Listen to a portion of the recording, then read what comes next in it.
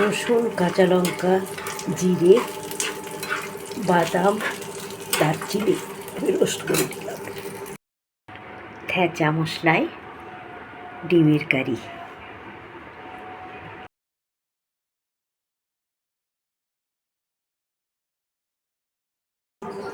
আজকে আমি একটা অন্য রান্না দেখাবো। তার জন্য কী রান্না করছি তোমাদের পরে বলবো। দেখো, তার জন্য যে মশলাটা আমার লাগবে, আমি 1 চামচ মতো সর্ষের তেল নিয়েছি। সর্ষের তেল, ফ্রাইং প্যানটা আমার গরম হয়ে গেছে। আর সর্ষের তেলটা গরম হয়ে গেলে আমি কতগুলো জিনিস দেবো। দেখো, এখানে হচ্ছে রসুন আছে 10 থেকে 15 পিস রসুন আছে, বেশ কয়েকটা কাঁচা লঙ্কা নিয়ে নিয়েছি, দারচিনি নিয়েছি, জিরে নিয়েছি, আর নিয়েছি বাদামটা কিন্তু আমার এটা ভাজাই। তা আমি প্রথমে গরম তেলে এটা হালকা করে ভেজে নেব।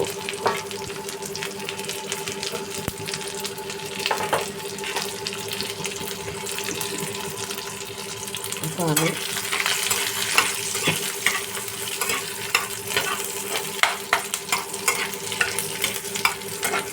ভাজাটা তোমরা বুঝতেই পারবে,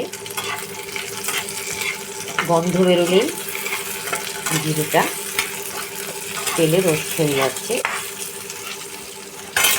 আঁচটা কিন্তু কমিয়ে রেখো, তার কারণ লঙ্কা বা এগুলো ভাজতে পারে।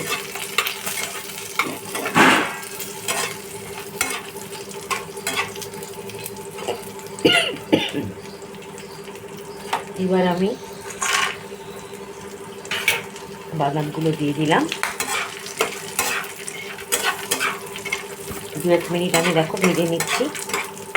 পুড়িয়ে ভাজবো না, হালকা আমি ভেজে নিচ্ছি। এরপর এটা ঠান্ডা হলে আমি মিক্সিতে বাটবো।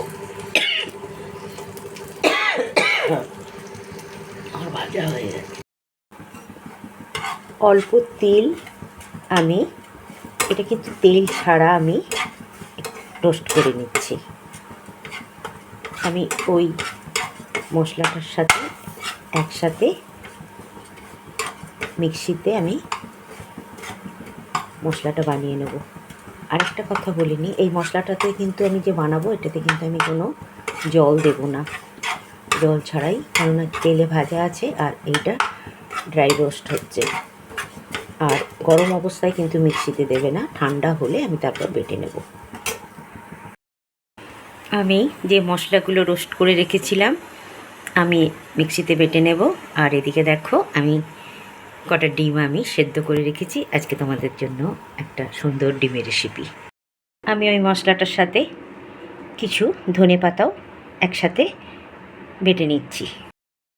ফ্রাইং প্যানে তেল বসিয়ে তোমাদের পছন্দ মতো তেলে রান্না করতে পারো। আমি সর্ষের তেল নিয়েছি। আমি ডিমগুলো নুন হলুদ মাখিয়ে একদম হালকা, আমি কিন্তু যে কোনো জিনিস বেশি কড়া করে ভাজি না, যাতে খাদ্যগুণটা না নষ্ট হয়। আমি একদম হালকা করে, যাতে দেখতে ভালো লাগবে আবার খাদ্যগুণও থাকবে, সেই মতো আমি হালকা আমি এভাবে নাড়িয়ে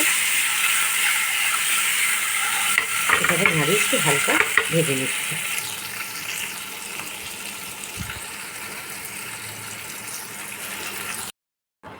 ডিমগুলো আমি হালকা ভেজে দেখো তুলে রেখেছি। এবার ফ্রাইং প্যানে আর একটু তেল দিয়ে এবার আমি ছোট্ট একটা পেঁয়াজ কুচি কুচি করে কেটে রেখেছি।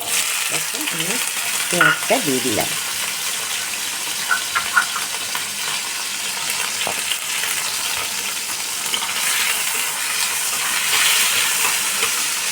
পেঁয়াজটা আঁচ কিন্তু কমানো আছে। পেঁয়াজটা কাঁচা গন্ধ চলে গেলেই আমি মশলাটা দেব। পেঁয়াজের কাঁচা গন্ধটা আমার চলে গেছে। দেখো, একটু ব্রাউনি হতেই আমি এবার ওই যে মশলাটা আমি বেটে রেখেছি এই মশলাটা আমি একদম দিয়ে দিলাম পুরোটাই।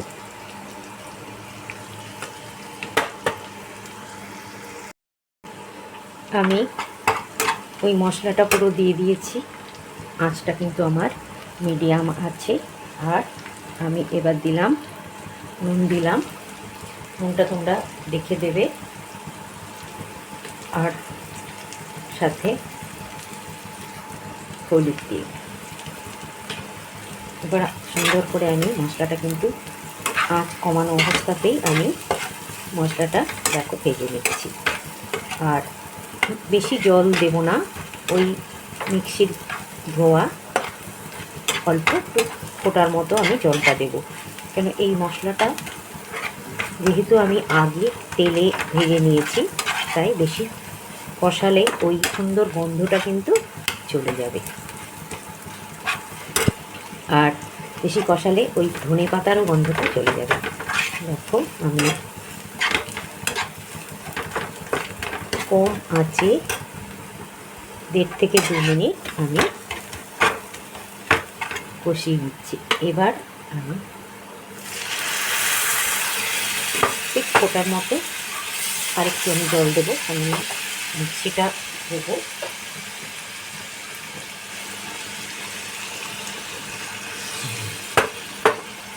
আমি আঁচটা বাড়িয়ে দিলাম,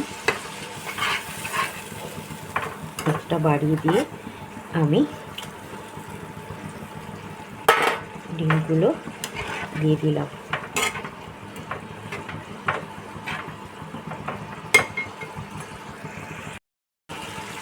আমি একটা কাঁচা লঙ্কা বেটে দিয়েছি বলে অল্প একটা গোটা দিলাম, আর একটু চিনি দিলাম পাংশা কাটানোর জন্য। দেখো কালারটা কেমন হয়েছে। আর আমি তিলটা যে রোস্ট করে রেখেছিলাম, অল্প একটু তিল রেখেছিলাম, সেইটা আমি লাস্টে ছড়িয়ে দেবো। এটা আমি অল্প একটু রেখেছি আর বাকিটা বেটে নিয়েছিলাম। দেখো এটাতে কিন্তু কোনো আলাদা করে লবঙ্গ বা এলাচ আমি দিইনি, শুধু একটু দারচিনি বাটাতে দিয়েছিলাম। তোমরা এভাবে করে দেখো, ভীষণ সুন্দর খেতে লাগে গরম ভাত, ফ্রাইড রাইস সবের সাথে, মানে এটা রাইসের সাথেই ভালো লাগে খেতে, যে কোনো রাইস। আমার কমপ্লিট ডিমের থেঁচা মশলায় ডিমের কারি।